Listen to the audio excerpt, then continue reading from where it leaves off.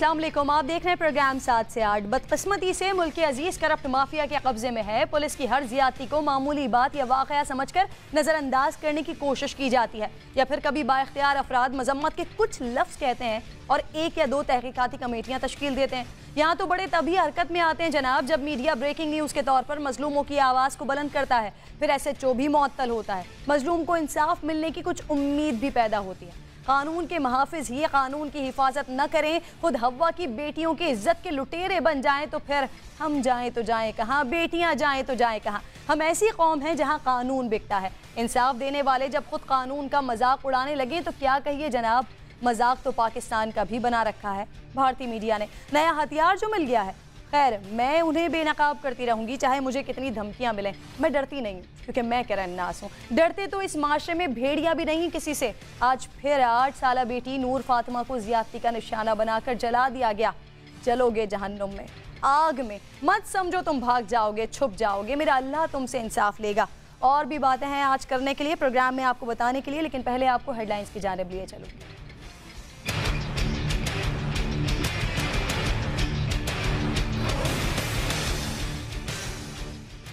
चौधरी निसार की पार्टी मुखालफत तयशुदा है। जो कुछ कर रहे हैं शहबाज शरीफ की हिदायत पर कर रहे हैं। शहबाज शरीफ की अहलिया के साबिक सेक्रेटरी जुबैर महमूद ने लंका ढा दी। शहबाज शरीफ नहीं चाहते मरियम नवाज लीडर बने। जुबैर महमूद का समा को खुसूसी इंटरव्यू में इंकशाफ। कहते हैं शहबाज शरीफ फंसे पर्दा रहकर रास्ता बनाने की कोशिश कर रहे हैं। तहमीना दुरानी के घर पर शहबाज और निसार की 2 दर्जन से जायद मुलाकातें हुई। निसार साहब, मरियम नवाज और उनका जो कोर ग्रुप था, इनकी जो भी एक पॉलिटिकल सोच थी, उस सोच के साथ वो इत्तेफाक नहीं करता था। चौधरी निसार साहब को जितना सख्त कर दिया गया है वो उसमें CM साहब की अपनी विल है। चीफ मिनिस्टर पंजाब नहीं चाहते कि मरियम नवाज आगे आए। जिन्होंने मुल्क का पैसा लूटा वो दंदनाते फिर रहे हैं। जिन्होंने खिदमत की वो नैब केसेस भुगत रहे हैं। इमरान खान का सियासत में आना नेक शगुन नहीं। साबिक वज़ीर आज़म नवाज शरीफ के सियासी हरीफों पर ताबड़तोड़ हमले।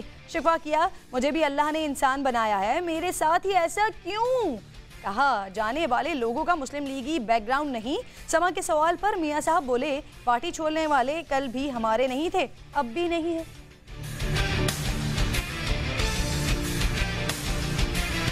हमारे कभी थे ही नहीं, तो जाते हुए अपना वो आपको बता गए कि वो किस किस्म के लोग हैं। बड़ा भाई कहता है कि जनाब साजिश हो गई, सुप्रीम कोर्ट की साजिश, पाकिस्तानी फौज साजिश कर रही है नवाज शरीफ के खिलाफ। और छोटा भाई जनरल बाजवा की ऐसी तारीफें कर रहा है कि न्याय कोई इश्क हो गया उसको जनरल बाजवा के साथ। शरीफ बिरादरान ने कौम को पागल बनाया हुआ है। इमरान खान की SSP तशद्दुद केस में पेशी के बाद मीडिया से गुफ्तगू। कहा, जरदारी से इत्तेहाद ऐसे है जैसे नवाज शरीफ से हाथ मिलाना। इंसदादी दहशतगर्दी अदालत ने इमरान खान की बरियत पर फैसला महफूज कर लिया। नाअहल वज़ीर आज़म NRO की तलाश में है। नवाज शरीफ खानदान जिस दिन सच बोला उनकी सियासत खत्म हो जाएगी। शेख रशीद की भी तनकीद।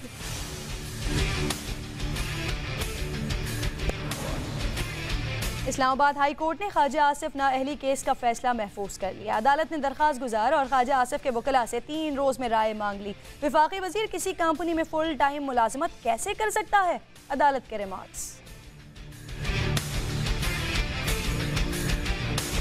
हमारे दिल के भी और ऑफिस के भी तमाम दरवाजे आपके लिए खुले हैं। आप आए, आज 5 फरवरी वाली पोजीशन पे आके तंजीम को दोबारा चलाए। MQM बहादुराबाद वालों को फारूक भाई की याद सताने लगी। बहादुराबाद ग्रुप की फारूक सत्तार को वापसी की मशरूत पेशकश, 1 हफ्ते की डेडलाइन दे दी। खालिद मकबूल सिद्दीकी कहते हैं, फारूक भाई आए, हमारे दिल और दफ्तर के दरवाजे खुले। पेशकश महदूद मुद्दत के लिए है।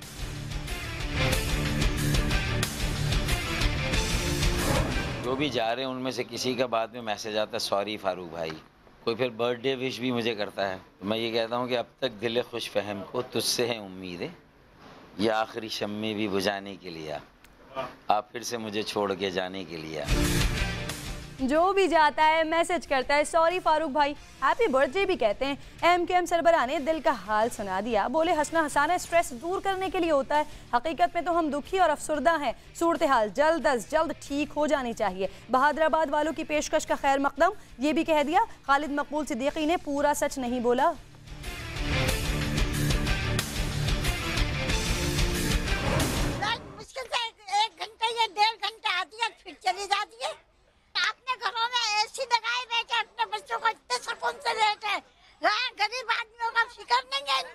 पानी नहीं आती, बिजली नहीं आती, हम लोग बिल भरें या खाना खाएं। क्या सिंध, क्या पंजाब, क्या शहर, क्या देहात, कराची में गैर एलानिया लोड शेडिंग का जिन बेकाबू। अदालतों में भी लोड शेडिंग, अदालती अमला मोबाइल टॉर्च जलाकर काम करने पर मजबूर। कोरंगी में गुज़िश्ता 24 घंटे से बिजली गायब, बच्चे, खवातीन, बुजुर्ग और बीमार परेशान। बिजली नहीं, पानी नहीं, करें तो क्या करें।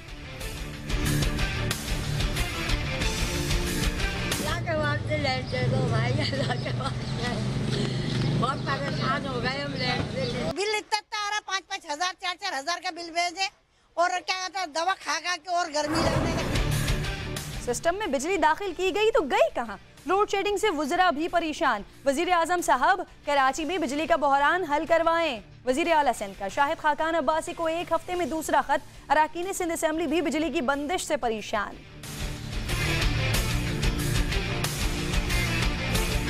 गैस अवेलेबल है, गैस नहीं दे रहे हैं, तो इसमें तो मैं समझता हूँ KSC का जो है फॉल्ट है। कराची को तो के इलेक्ट्रिक के हवाले कर दिया गया, उससे पैसे ले लिए गए, अब वो अपनी मनमानी कर रहे हैं। कराची में 10 घंटे इजाफी लोड शेडिंग क्यों हो रही है। नेपरा को बिलाखिर होश आ गया। तहकीकात के लिए आला सतह की कमेटी तश्कील, के इलेक्ट्रिक से हालिया बहरान पर तफसीली रिपोर्ट भी तलब कर ली।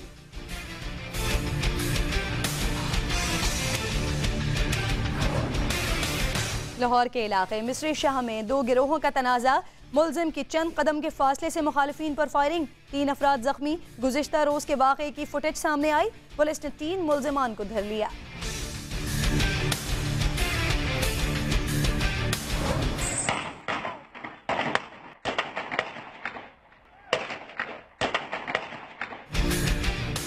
अंधेर नगरी चौपट राज। रावलपिंडी में लेन देन के मामले पर 2 ग्रुप्स में फायरिंग। मुसल्ला अफराद ने इंतहाई करीब से एक दूसरे पर गोलियां चलाई। पूरा इलाका फायरिंग से गूंजता रहा। 2 दिन तक पुलिस बेखबर रही। सोशल मीडिया पर वीडियो वायरल हुई, जिसके बाद पुलिस ने मुकदमा दर्ज किया। कॉमनवेल्थ गेम्स में कौमी हॉकी टीम सेमीफाइनल की दौड़ से बाहर हो गई। ग्रुप बी से भारत और इंग्लैंड फाइनल 4 में पहुंच गए। पाकिस्तान अपना आखिरी मैच कल मलेशिया के खिलाफ खेलेगा।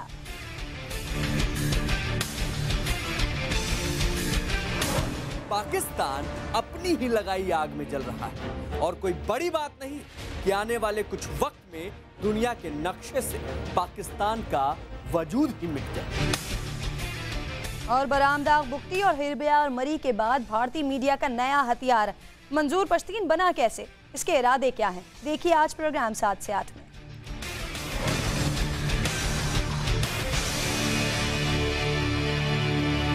प्रोग्राम का आगाज़ करूंगी। सबसे पहले नून लीग की बात करूंगी, जो कि इस वक्त टूट फूट का शिकार है। अंदरूनी टूट फूट जारी है पार्टी में। वज़ीर आला पंजाब, इनके साबिक अहलिया, इनके साबिक सेक्रेटरी जिन्होंने लंका ढा दिया, जनाब ज़ुबैर महमूद ने अपनी किताब में शहबाज शरीफ और चौधरी निसार के हवाले से अहम इंकशाफात किए हैं। उन्होंने लिखा है कि चौधरी निसार की पार्टी मुखालिफत तयशुदा थी। चौधरी निसार सब कुछ शहबाज शरीफ की हिदायत पर करें। नईम अशरफ भट्ट ने इनसे बात की है, इनसे पूछा है कि जो आपने किताब में लिखा है उसमें कितनी सदाकत है, क्या क्या इंकशाफात मजीद सामने आए, सुनिए ज़रा। जो मौजूदा पोजीशन चौधरी निसार साहब ने ली हुई है वो मीडिया पे कुछ मुख्तलिफ है, लेकिन इसकी हकीकत कुछ मुख्तलिफ है।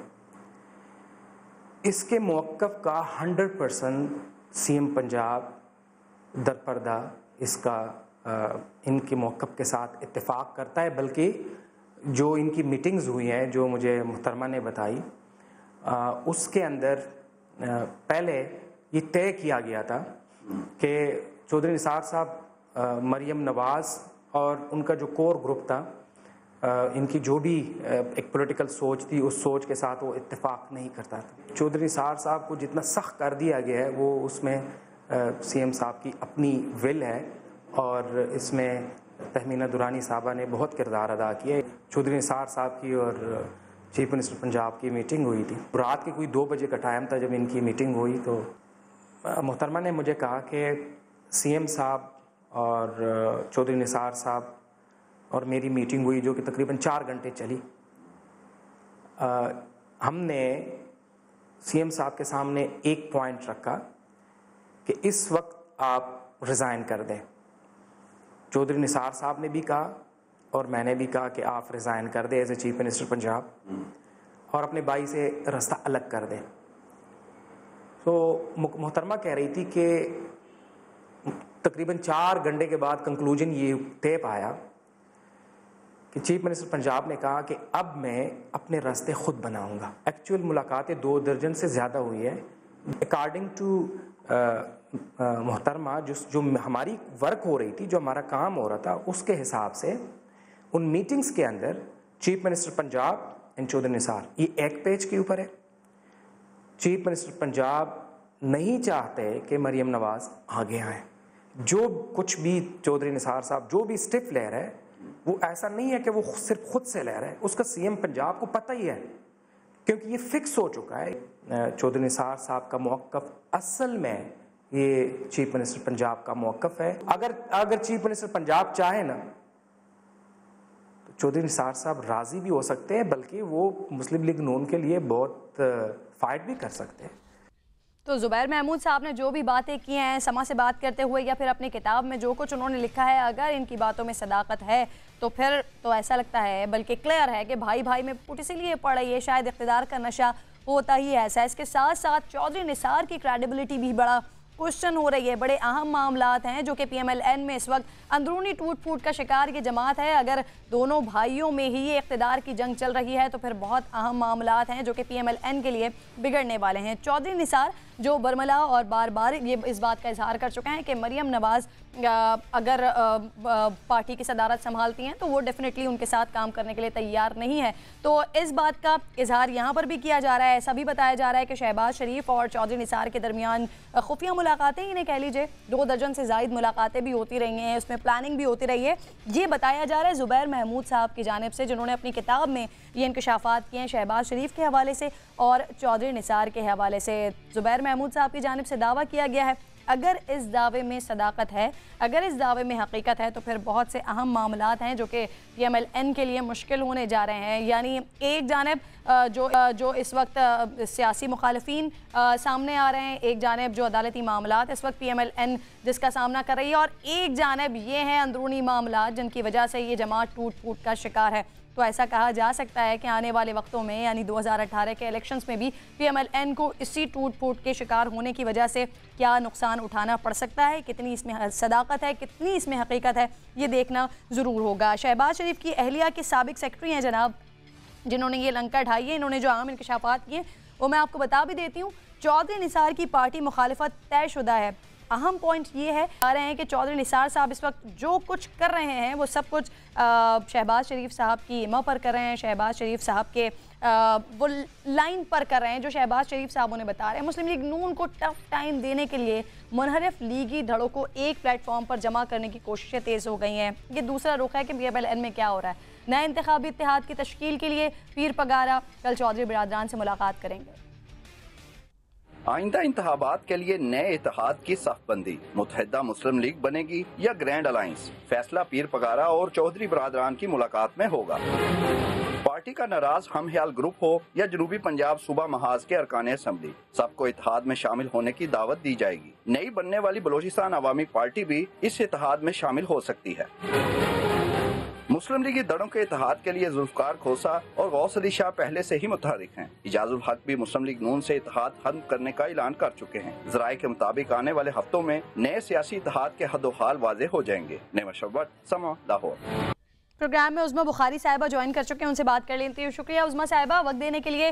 ज़ुबैर महमूद साहब ने बड़ा इंकशाफ किया है चौधरी निसार के हवाले से, शहबाज शरीफ के हवाले से कि दर पर्दा इनकी मुलाकातें भी हुई हैं, 2 दर्जन से ज़ायद मुलाकातें हुई हैं। इसके अलावा चौधरी निसार साहब जो भी कुछ कर रहे हैं वो गाइडलाइन शहबाज शरीफ साहब की जानिब से आ रही है। उज़्मा साहब शुक्रिया किरण। देखिए, पहले तो बात यह है कि इस वक्त क्या कुछ हो रहा है और किस तरह से हमारे लिए मेहरबानियां की जा रही हैं। अब ये एक ऐसे शख्स जो पता नहीं सेक्रेटरी है नहीं है, वो थे कभी नहीं थे, अब उनकी बात पे कमेंट करना मुझे वैसे ही लग रहा है कि शायद बहुत ही अजीब बात है कि वो कोई इतने अहम शख्सियत है जिनकी जो उन्होंने जो कह दिया उसको हम सच मान के उस पर कमेंट करना शुरू कर दें, तो मैं नहीं समझती कि करना चाहिए। दूसरी बात ये कि चौधरी निसार साहब पार्टी का हिस्सा है और उनकी शहबाज शरीफ के साथ मुलाकातें रहती हैं, इसमें कौन सी नई बात है? ये कोई मैं कता कलामी की आपसे माजरत चाहती हूँ, लेकिन जिन्हें वो कोट कर रहे हैं तहमीना दुरानी साहिबा, तो बहुत बड़ा नाम है। नहीं, लेकिन तहमीना दुरानी साहब ना पार्टी का हिस्सा है, ना उनका पॉलिटिकल मामला से कोई लेना देना होता है। अब तहमीना दुरानी साहिबा के भी आगे से वो सेक्रेटरी साहब है। अब वो सेक्रेटरी साहब की कितनी सक्सेस थी तमाम मामला तक ही आप खुद भी समझ सकती हो, आप समझदार हो कि वो सेक्रेटरी साहब जो है वो कितने मामला जिनकी बेगम साहब एक्सेस नहीं है पार्टी तक, उनकी सेक्रेटरी साहब की कितनी एक्सेस होगी या उनको इन मामला तक क्या पता होगा। मैं समझती हूँ कि प्लांटेड शख्स है और इससे एक थ्रिल वो पैदा करने की कोशिश की गई है। और जो हमारे पार्टी के मामला हैं, जो चौधरी निसार साहब का मामला है, वो कैटेगोरिकली कह चुके हैं वो पार्टी के साथ मौजूद है। अच्छा, लेकिन उसमें ये भी तो हमने देखा ही है ना कि चौधरी निसार साहब ने जब बड़े अरसे के बाद एक प्रेस कॉन्फ्रेंस की थी तो उन्होंने इसमें बताया था कि अगर मरियम नवाज साहिबा पार्टी की सदारत करती हैं तो फिर वो उनके साथ काम करने के लिए डेफिनेटली तैयार नहीं होंगे, ये उनके अपने लफ्ज़ थे। लेकिन अब बात अगर शहबाज शरीफ साहब की आ जाती है तो किसी इजलास में या फिर किसी मीटिंग में खुलकर तो नहीं वो इस बात का इजहार कर सकते होंगे। यकीनन कभी उन्होंने इजहार किया इस बात का कि वो नहीं चाहते मरियम नवाज साहिबा को सदारत देखते हुए, मुस्लिम लीग नून की सदारत?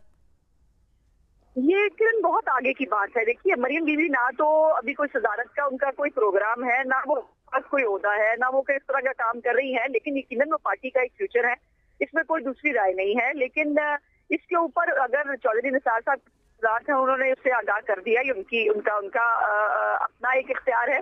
लेकिन इसके ऊपर जिस साहब को हम बेस बनाकर ये बात कर रहे हैं, मैं बेसिकली उसके ऊपर बात करना चाहती हूँ कि उनकी बात कितनी ऑथेंटिक है। अब कोई शख्स कल को मैं कह दूं कि मैं कोई खुदाई दावा कर दूं तो क्या उसको मान लिया जाएगा? ऐसे नहीं होता ना। मतलब कोई भी दावा कर ले, कोई भी कोई बात करे, वो सच है या झूठ है, किसी को नहीं पता। ठीक है, ये तो मरियम बीवी के हवाले से आप कह रही हैं उज़मा के अब आगे की बात कर रही हूँ, तो थोड़ा मुस्तकबिल करीब की बात कर लेती हूँ, 2018 की बात कर लेती हूँ। 2018 के हवाले से साहब जुबैर साहब जो दावा कर रहे हैं उसमें कह रहे हैं कि इनका शहबाज शरीफ का वज़ीर आज़म बनने का ख्वाब पूरा नहीं हो सकता। आप लोग क्या तैयारी कर रहे हैं? आप लोगों की क्या प्लानिंग है? अगर PMLN दोबारा इक़्तिदार में आती है तो फिर क्या छोटे मियाँ साहब शहबाज शरीफ को नॉमिनेट करेंगे वज़ारत उज़्मा के लिए या फिर कोई और नाम सोच रहे हैं आप लोग? किरण, इस पे एक जुमला तो बड़ा मुझे अचानक से मेरे दिमाग में है जो मैं कहना चाहती हूँ, वो ये है कि जो भी हम फैसला करेंगे जुबैर साहब से पूछ के नहीं करेंगे, और जो भी फैसला होगा वो यकीनन पार्टी लीडरशिप जो है वो रिजल्ट जब आएगा उसके ऊपर बैठ कर बातचीत होगी, उसके ऊपर देखेंगे यकीनन। लेकिन आपको पता है कि छोटे मियाँ साहब को खुद नवाज शरीफ साहब जो है पहले भी नॉमिनेट कर चुके हैं, उनकी मर्जी से फिर दोबारा खाका नवाज साहब को जो है, क्योंकि CM साहब को खुद उनकी मर्जी ये थी कि उनको पंजाब में रहना चाहिए, अपने मंसूबे मुकम्मल करने चाहिए, और अभी जो पार्टी लीडरशिप फैसला करेगी यकीनन उसके ऊपर इम्प्लीमेंट होगा। लेकिन जो भी फैसला होगा उसमें जुबैर साहब कहीं नहीं होंगे, पहली बात। और दूसरी बात यह है कि ये जुबैर साहब के करने के फैसले नहीं है, अवाम के करने के फैसले हैं, जब अवाम वोटों की ताकत के साथ PMLN को और आपकी पार्टी के करने के फैसले हैं। ठीक है उज़्मा, आपका कमेंट इस पर आ गया, आपका स्टेटमेंट आ गया, प्लीज मौजूद रहेगा। एक और अहम इशू है, एक और अहम मामला है, वो पहले मैं नाज़रीन को बता दूं, फिर आपका मौक़िफ़ लूंगी। इस पर ख़वातीन को जिनसे हिरासा करने वाला कोई पुलिस एहलकार अब बचने ना पाए। शहर इक़्तिदार में IG पुलिस ने महकमे की काली भेड़ों के खिलाफ डंडा उठा लिया है। 3 अफसरान को मुअत्तल किया गया है, दीगर के खिलाफ तहकीकाती रिपोर्ट 10 रोज़ में तलब कर ली गई है। ख़वातीन पुलिस एहलकारों को मुकम्मल तहफ़्फ़ुज़ देने की यकीन दहानी भी करवा दी गई है। रिपोर्ट देखिए, फिर वापस आकर उज़्मा साहिबा से बात करते हैं। विफाकी पुलिस में खवातीन एहलकारों को जिनसी हिरासा करने का मामला। IG Islamabad police in action, मुलविस एहलकारों के खिलाफ सख्त कार्रवाई का फैसला। लेडी पुलिस की शिकायत में नामजद DSP पुलिस लाइन्स, रीडर और ऑपरेटर मुअत्तल कर दिए। सुल्तान आजम तैमूरी ने पुलिस हेडक्वार्टर्स में खवातीन एहलकारों के साथ दरबार लगा लिया, मुकम्मल तहफ़्फ़ुज़ फराहम करने की यकीन दहानी। मामले की इंक्वायरी AIG असमतुल्ला जुनेजो और खातून SP के सपुर्द, 10 रोज में रिपोर्ट मांग ली। मुतासरा खवातीन ने गुज़श्ता रोज चीफ जस्टिस के शिकायत सेल में दरख्वास्त दी थी कि पुलिस लाइन हेडक्वार्टर्स में उनकी इज्जतें गैर महफूज हैं। हर दफ्तरी काम के लिए रिश्वत के तौर पर अफसरान के मखसूस कमरों में जाना पड़ता है। दरख्वास्त गुजारों के मुताबिक DSP पुलिस लाइन्स, रीडर और ऑपरेटर के मुलविस होने के वीडियो सबूत भी हैं। दरख्वास्त में चीफ जस्टिस से नोटिस लेने की इस्तदा भी की गई थी। उज़्मा बुखारी साहिबा, इस वक्त जो मैंने रिपोर्ट दिखाई है, यकीनन ये मामला आपकी नज़र से गुजरा होगा, तो ये तो एक वो किस्सा था कि जिसपे जो ख़वातीन पुलिस एहलकार थी उन्होंने चीफ जस्टिस को एक अपील लिखी, एक दरख्वास्त लिखी, जिस पर इंक्वायरी कमेटी भी बनी, 3 अफराद को मुअत्तल भी कर दिया गया। लेकिन ये बताइएगा कि ऐसे अवामिल जो सामने नहीं आते, जहाँ पर ख़वातीन ऐसी हिम्मत नहीं कर पाती, अगर यही कानून के मुहाफ़िज़ ये लुटेरे बन जाएंगे तो फिर आवाम का तो अल्लाह ही हाफिज़ होगा। बिल्कुल कहना आप दुरुस्त कह रही हैं, और ये माइंड सेट है हमारे, ये हर शोबे में है। ये सिर्फ पुलिस एहलकारों का तो आप ये ले आई सामने, जैसे आपने पहले इसके ऊपर मैं समझती हूँ बड़ा अच्छा आपने कॉज जो बच्चियों के बारे में जो जामा कराची का एक इशू था जिसको आपने बड़ा वेल टेकन अप, और उसके ऊपर मेरा ख्याल है कि अब भी आपकी प्रोग्रेस आपकी नजरों से गुजर रही होगी। ये लोग हर जगह मौजूद हैं। ये आपको गुलालाई का वाकया अभी कोई बहुत दूर की बात नहीं है।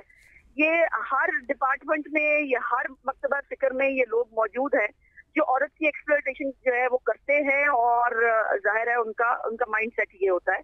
लेकिन इसमें मैं इसलिए थोड़ी ऑप्टिमिस्टिक हूँ इन तमाम तकलीफ से बातों के आने के बावजूद भी, कि अब औरतों में अवेयरनेस आ रही है। ये मामला पहले भी होते होंगे, लेकिन अब जैसे औरतें आवाज उठाती हैं, जैसे वो ज्यादा एक्टिवली घरों से बाहर निकलकर अपना रोल प्ले करने की कोशिश कर रही है मुल्क की तरक्की के अंदर, ये बहुत सारे जो हमारे मुल्क के अंदर जो माइंडसेट मौजूद है, जो औरत को एक डब्बी में बंद करना चाहता है, ये नहीं हो पाएगा। और ये अवेयरनेस जैसे आप जैसे टेकअप करती हैं अपने प्रोग्राम में इन मामलात को, हमें सियासत पे बात करने के अलावा भी बहुत सारे सोशल इश्यूज हैं जिसके ऊपर जो आप एग्जाम्पलरी रोल प्ले करती हैं ज़ैनब के केस से लेकर आज तक, ये करना चाहिए। हमें सोशल इश्यूज पे बात करनी चाहिए। बिल्कुल उस्मा साहब, जिन चीजों की आप बात कर रही हैं ना, मैं इसी पर आपसे बात करना चाह रही थी कि मुझसे ज्यादा आप इन मामलात पर बात कर सकती हैं, इन मामलात को उठा सकती हैं। क्या मुअत्तल कर देना काफी होता है? क्या मिसाल नहीं बनानी चाहिए, ऐसी इबरत का निशान नहीं बनाना चाहिए कि दोबारा ऐसे वाकयात ना हो? इसकी रोकथाम के लिए आप लोगों को भी तो कोई किरदार अदा करना चाहिए।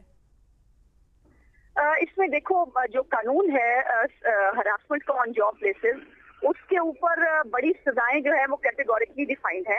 इसके ऊपर जो तरीकाकार है, समरी ट्रायल का एक तरीकाकार होता है कि जो, लेकिन इसमें प्रॉब्लम ये है, जो इम्प्लीमेंटेशन का इशू जो मैं फील करती हूँ वो ये है कि आपके बहुत सारे हमारे टीवी चैनल से लेकर, और मैं खुद कहूँगी हमारी असेंबलियों में भी, जो जहाँ पर खवातीन काम करती हैं वहाँ पर ये रिक्वायरमेंट है कानून की कि वहाँ पर 3 रुकनी कमेटी जरूर मौजूद हो जो हरासमेंट के मामलात के। वो मुझे नहीं मालूम, मैं नहीं समझती कि मीडिया हाउसेस से लेकर ये हमारी असेंबलियों तक जो है वो कहीं पर भी ये कमेटियां कायम हैं। जो हमारे कारखाने हैं वहाँ पर कुछ कमेटियां कायम है, और अगर कायम है तो वो कोई रोल प्ले कर रही हैं। यही मैंने आपसे रिक्वेस्ट करने की बात की कि हमें कम अज कम ये अवेयरनेस पहले क्रिएट करनी चाहिए। ये जो कानून की रिक्वायरमेंट है, मैंने बहुत दफा इसके ऊपर बात की, मुख्तलिफ सेमिनार पे, मुख्तलिफ जगहों पर ये मैंने ये बात इशू रेज किया कि ये बिल्कुल आप सही कह रही हैं उस्मा कि अवेयरनेस की जरूरत है, अवेयरनेस क्रिएट करने की जरूरत है। लेकिन इसके साथ साथ जिम्मेदारी ये भी है कि अगर अवेयरनेस के बाद अगर कोई खातून आवाज उठाती है, अगर बताती है और मुजरिम साबित हो भी जाता है, तो फिर उसको सजा तो ऐसी दी जाएगी कम से कम दोबारा ऐसे वाकयात ना हो। लेकिन बदकिस्मती से माहौल और माशरा ऐसा है कि मुस्तकिल बुनियादों पर हमें हर एक हफ्ते के बाद इस तरह के केसेस लेकर बैठना पड़ते हैं। चीचा वतनी से अफसोसनाक केस जो रिपोर्ट हुआ है, ज्यादती के बाद जिंदा जलाई गई है 8 साला नूर फातिमा। इलाज हो रहा था इसका, लेकिन ये दम तोड़ गई। नन्ही परी पर जुल्म, दिल दहला देने वाला एक और वाकया। फांसी दी जाए, फांसी दी जाए। चीचावतनी के इलाके मोहम्मदाबाद में दूसरी जमात की तालिबा नूर फातिमा को इतवार के रोज नामालूम अफराद ने मुबैना ज्यादती के बाद आग लगा दी। बच्ची को तशवीशनाक हालत में जिना अस्पताल लाहौर रेफर कर दिया। 90% जिस्म जल जाने के बाइस बच्ची जिंदगी की बाजी हार गई। हमारी बेटी थी ये, हमें इंसाफ चाहिए। जिन जालिमों ने ये किया है उनको सरेआम लटकाया जाए। तो बेटी को वाले ये नूर फातिमा 8 साल की बच्ची है, इसको ज्यादती के बाद जिंदा इसको जला दिया गया है। एक दुकानदार नूर फातिमा का, जहाँ से नूर फातिमा ने चीज ली है, दुकानदार को अरेस्ट किया है। अमदाद नाम का आदमी है। अंजुमन ताजरान और वकला ने जुल्म के खिलाफ हड़ताल की।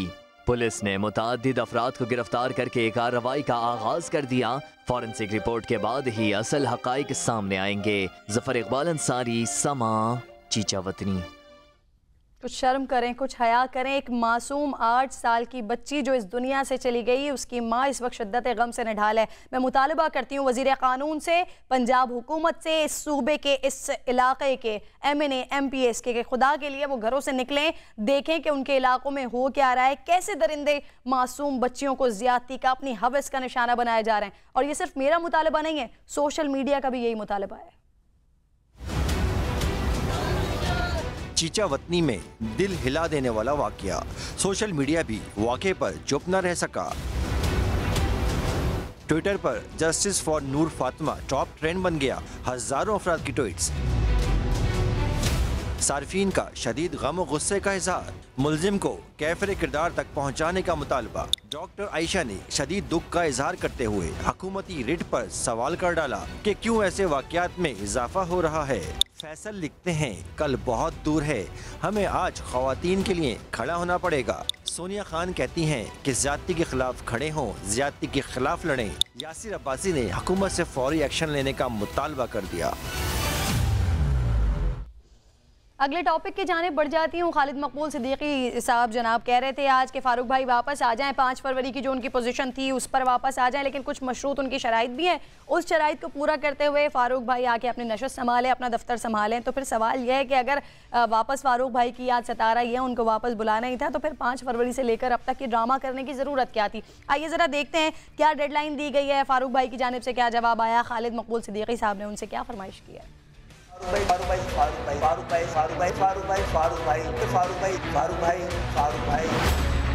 सीधे हाथ पर आमिर खान, उल्टे हाथ पर कंवर नवीद जमील, दरमियान में खालिद मकबूल सिद्दीकी फारूक भाई कहते रहे।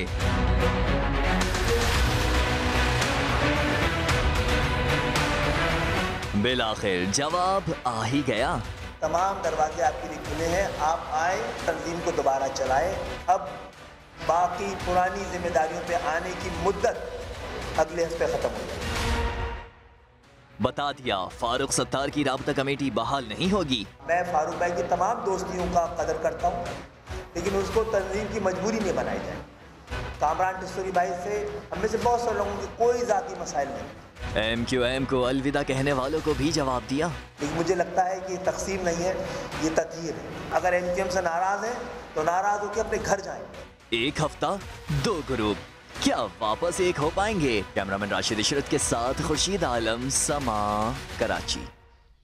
तो खालिद मकबूल सिद्दीकी साहब ने तो अपनी ख्वाहिश का इजहार कर दिया। फारूक भाई की याद उन्हें कितनी आ रही है उन्होंने ये भी बता दिया। लेकिन जब फारूक भाई से इस बात पर सवाल हुआ है तो उन्होंने बताया कि खालिद मकबूल सिद्दीकी साहब ने जो भी बात की है पूरा सच नहीं बोला है। बहादुराबाद में खालिद मकबूल सिद्दीकी नहीं बल्कि कोई और सरबराह है। फारूक भाई ऐसा कह रहे थे। जो उनकी गुफ्तगू का कंटेंट है मज़ाकरात के हवाले से, वो बहरहाल हक़ाइक़ के मनाफी है। अगर उन्होंने कुछ बोला तो मैं ये कहूँगा कि आधा सच बोला। तो खालिद भाई ने कहा कि कुछ चीज़ें तय हो गई थी, फारूक भाई कहीं जाते हैं किसी दोस्त के पास तो वो बात फिर चेंज हो जाती है, फारूक भाई एग्री कर लेते हैं। ऐसा बिल्कुल नहीं है।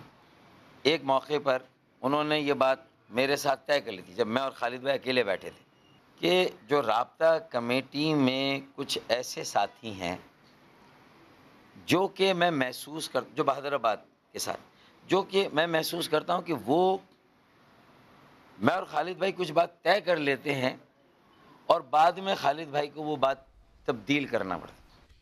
तो फिर सवाल ये उठ जाता है कि MQM पाकिस्तान और PIB और बहादुराबाद तक के सफ़र में MQM को जितना नुकसान पहुंचा इसका जिम्मेदार कौन है? अगर आज फिर से फारूक सत्तार ने ही कन्वीनर बनना था जनाब, तो फिर इतना ड्रामा रचाने की ज़रूरत क्या थी? फारूक भाई वापस आ जाओ, हम तुम्हारे साथ हैं। बहादुराबाद ग्रुप ने फारूक सत्तार को मशरूत वापसी की पेशकश कर दी। दिल के भी और ऑफिस के भी तमाम दरवाजे आपके लिए खुले हैं, आप आए। आज 5 फरवरी वाली पोजीशन पे आके तंजीम को दोबारा चलाएं। जब दिल और दफ्तर के दरवाजे खुले थे तो ये सारा ड्रामा करने की क्या जरूरत थी? MQM मुत्तहिदा कौम मूवमेंट पाकिस्तान के कन्वीनियर को राब्ता कमेटी पाकिस्तान डॉक्टर फारूक सत्तार भाई को उनकी कन्वीनियर की जिम्मेदारी से सुबुकदोश कर रही है। सारे खेल तमाशे में MQM ने कराची वालों को तो अजियत में रखा ही, अपना भी बेइंतहा नुकसान कर लिया। 2 सेनेटर्स भी ना ला सके और कई MNA MPs भी इसी लड़ाई की नजर हो गए। क्या PSP की फुर्तियां देखकर MQM ने होश के नाखून लिए या सिंध असेंबली से अपोजिशन लीडर भी जाता दिखाई दे रहा है? जो भी हो, इस ड्रामे से MQM ने खोया ही खोया है, पाया कुछ नहीं। लेकिन अभी भी देखना बाकी है कि इस ड्रामे की लास्ट एपिसोड आज होती है या फिर मजीद ये ड्रामा एक्सटेंड करता है। यानी वे ब्रेक पर जा रहे हैं, ब्रेक के बाद वापस आएंगे तो आवाम के उस गम की बात करेंगे जो 2018 के आखिर में भी गलत होता दिखाई नहीं दे रहा।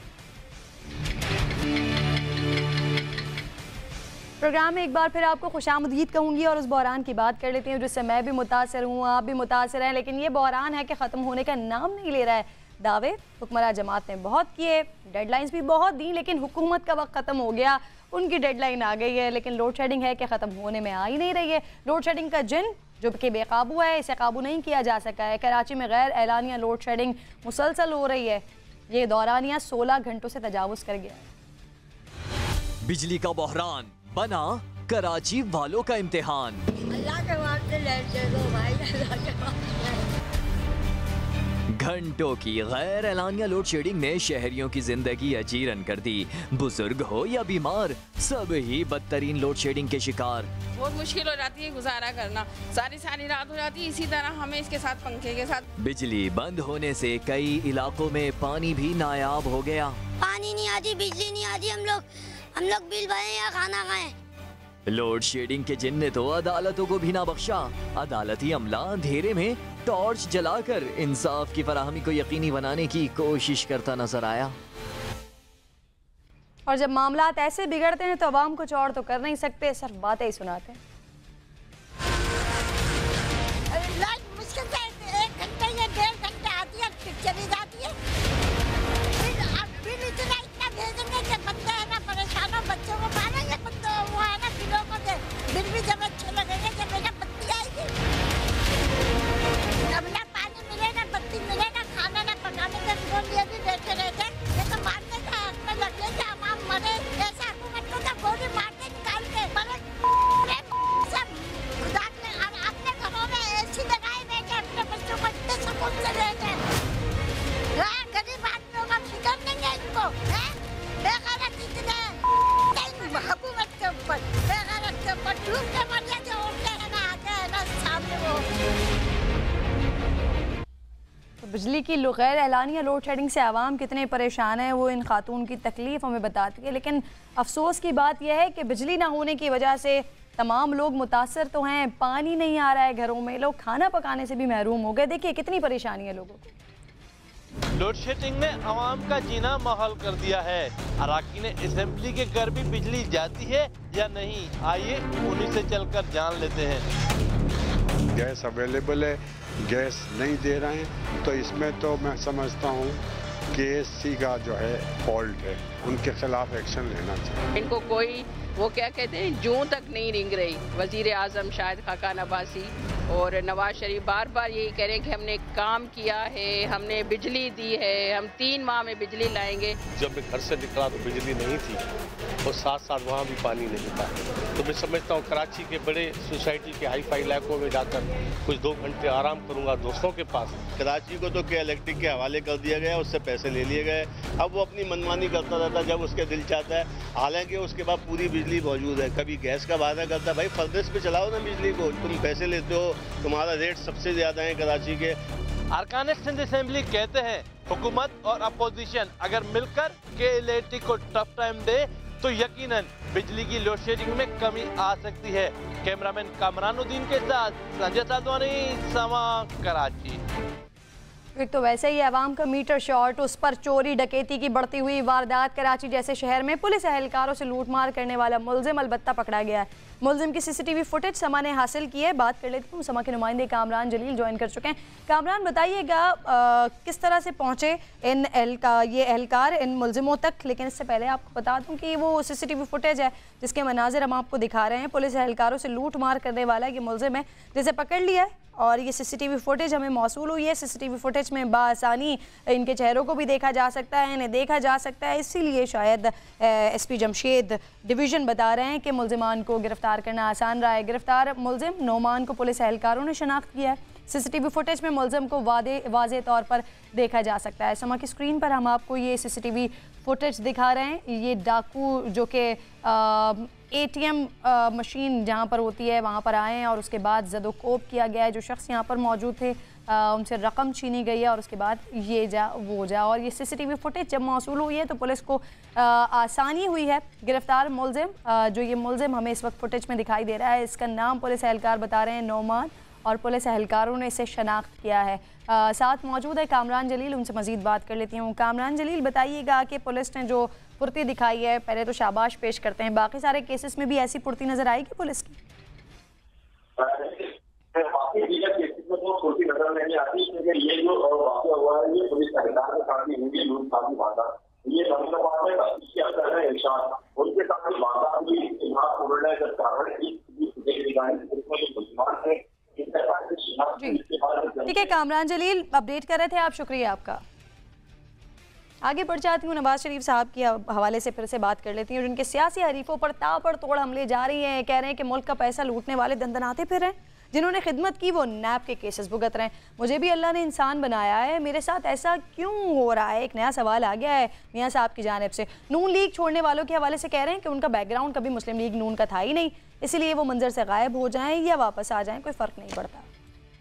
इंसान हूँ, मेरे साथ ही ऐसा क्यों? मियाँ साहब के मुंसिफों से गिले शिकवे, इंसाफ की दुहाइयाँ। एहतसाब अदालत में मीडिया से गैर रस्मी गुफ्तगू करते हुए नवाज शरीफ ने सवाल उठाया, हर 10 साल बाद सजाएं घूम फिर कर हमारी तरफ ही क्यों आ जाती हैं? शिकवा किया कि जिन्होंने मुल्क लूटा वो दंदनाते फिर रहे हैं, जिन्होंने खिदमत की वो नैब केसेस भुगत रहे हैं। मुखालफिन पर भी तनकीद, कहा कि इमरान खान का सियासत में आना नेक शगुन नहीं। नून लीग को खैरबात कहने वालों को आमरीत की बाकियात करार दिया। ये भी दावा किया कि कुछ भी हो वोट सिर्फ शेर ही को मिलेगा। इंशाल्लाह इनको कहीं खड़ा होने की जगह नहीं मिलेगी, हमारे थे ही कभी। और ये वो लोग थे जिन्होंने मुझे वोट नहीं दिया पॉलिटिकल पार्टीज एक्ट में असेंबली के अंदर। साबिक वजीर आजम ने नैब कोर्ट की कार्रवाई बराह रास्त दिखाने का मुतालबा फिर दोहरा दिया। लाइव दिखाना चाहिए पूरी कौम को ये केस जो है ये एक बिल्कुल बनाया गया है, फ्रॉडुलेंट है और इसमें किसी किस्म कोई करप्शन का शायबा तक नहीं है। 4 साल वजीर आजम रहने वाले मियाँ साहब को लापता अफराद का दर्द भी सताने लगा। कहा ये बड़ा मसला है, उनके अहले खाना जिंदगी सुकून से नहीं गुजार सकते। पाकिस्तान की जमहूरियत खतरे में है, ऐसा लगता है रहनुमा पीपल्स पार्टी मौला बख्श चांडियों को, जिन्होंने सियासतदानों को जमहूरियत के लिए खतरा करार दिया है। जमहूरियत ने अपने पाँव मजबूत किए ही नहीं, पाकिस्तान में जड़ें मजबूत जमहूरियत की हैं ही नहीं, इसलिए इस जमहूरियत को उखेड़ना आसान हो जाता है। दूसरा बदकिस्मती से सियासी कल्चर इस किस्म का है कि वो जमहूरियत को खुद भी कमज़ोर करने लगते हैं। मियाँ साहब ने क्या किया है? जब मियाँ साहब ने जमहूरियत का बेड़ा गर्क करने के लिए, उसकी बुनियादें उखड़ने के लिए कुछ किया, अब तो वही होना है। बाकी मैं इस बात से ख्याल से हामी हूँ, ऐसी कुव्वतें हैं जो यहाँ सियासी पार्टी को मजबूत नहीं होने देती, लेकिन इसमें भी जुर्म यहाँ के सियासी लोगों का है जो कतार में लगे हुए हैं, जो लाइन में लगे हुए हैं। किस किसी ने जाना है वो बिलोदे कार, वो बिलोदे कार जाने के लिए लाइन लगी हुई है, टिकट कटा लो, लाइन में लग जाओ, तो लाइन में खड़े हैं। इसी वजह से जमहूरियत कमजोर है, जो बिलों के घर जाना चाहते हैं। ऐसा मौला बख्श चांडियों को लगता है, जबकि अवामी मुस्लिम लीग के सरबराह शेख रशीद का मौक़िफ़ भी सामने आया। मुस्लिम लीग नून के हवाले से, खासतौर पर नवाज शरीफ के हवाले से कह रहे हैं कि नवाज शरीफ NRO की तलाश में 23 मार्च को कुछ लोग NRO लेने गए लेकिन मिला नहीं। नवाज शरीफ खानदान ने जिस दिन सच बोला वो उनकी सियासी ज़िंदगी का आखिरी दिन होगा। नवाज शरीफ NRO की तलाश में है। 23 मार्च को जो लोग आए वो पूरी कोशिश करके गए हैं कि कोई NRO बन जाए, नहीं बन सक रहा। वो सारा 1 साल तकरीर करता रहा या 6 महीने। मेरा जुर्म ये है कि मैंने बच्चे से तनख्वाह नहीं ली, अब हफ्ता हुआ कहता है ली है या नहीं ली है। भाई एक फैसला करो, ली है या नहीं ली है। जिस दिन नवाज शरीफ खानदान ने सच बोला, इनकी जिंदगी की सियासत का आखिरी दिन। प्रोग्राम में ब्रेक का वक्त हो गया है, ब्रेक के बाद वापस आएंगे तो बात करेंगे भारत के लिए इस वक्त पाकिस्तान को बदनाम करने के लिए हथियार कौन है।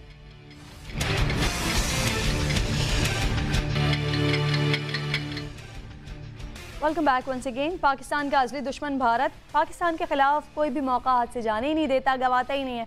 अब भारतीय मीडिया का नया आलाकार मंजूर पश्ती, जिसे लेकर पाकिस्तान के खिलाफ मुसलसल हर्जा सराई जारी है।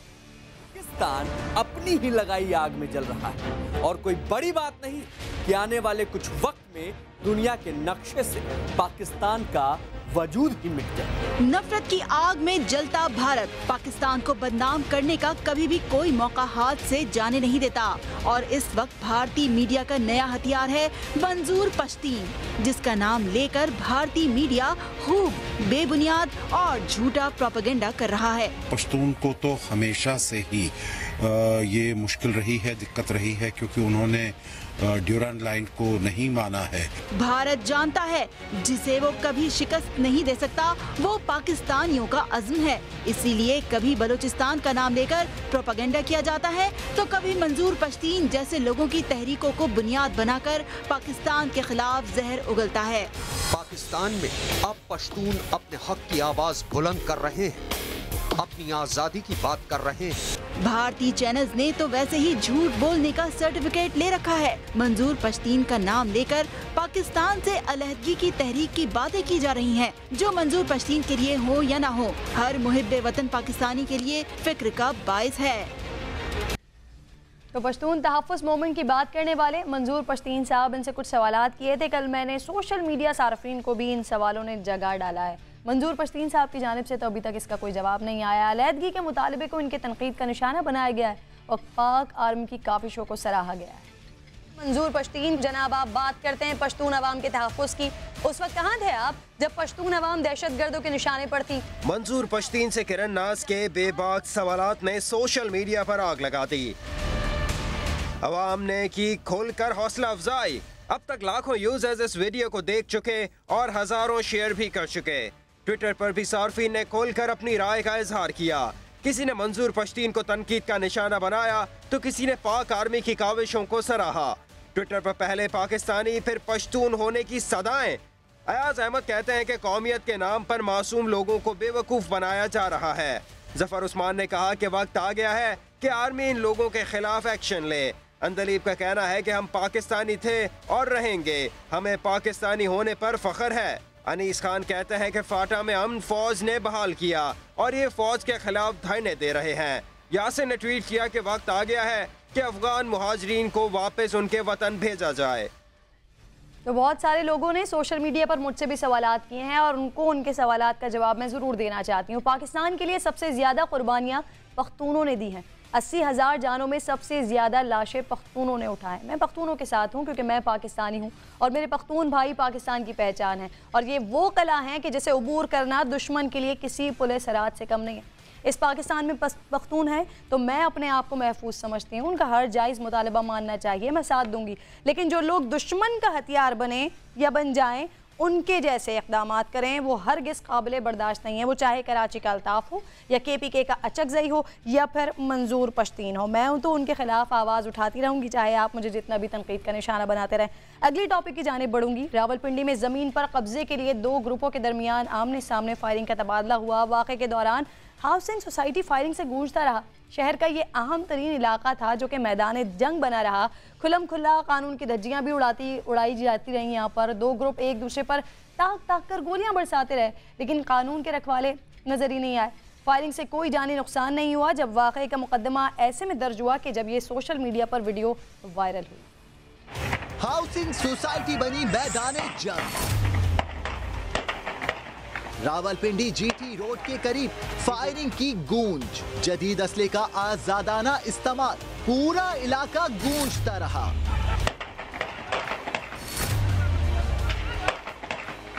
जरा इस वीडियो को गौर से देखिए। शलवार कमीज पहने घात लगाए बैठे दोनों ग्रुप के लोग ताक कर एक दूसरे पर गोलियां बरसा रहे हैं।